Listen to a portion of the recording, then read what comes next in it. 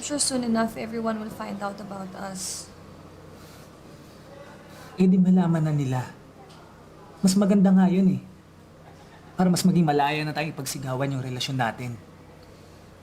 Just worried about Bea. I feel guilty that we're cheating on her. Eh siya na naman yung unang nanloko, di ba?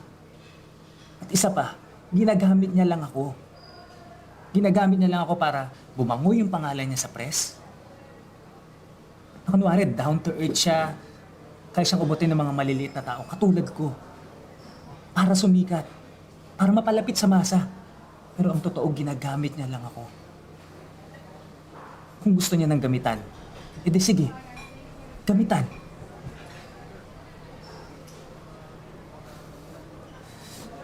Loren, masisisi mo ba ako kung nawala yung nararamdaman ko sa kanya?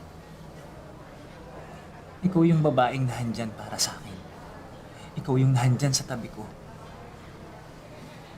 Masisisi mo ba ako kung mahulog ang loob ko sa'yo?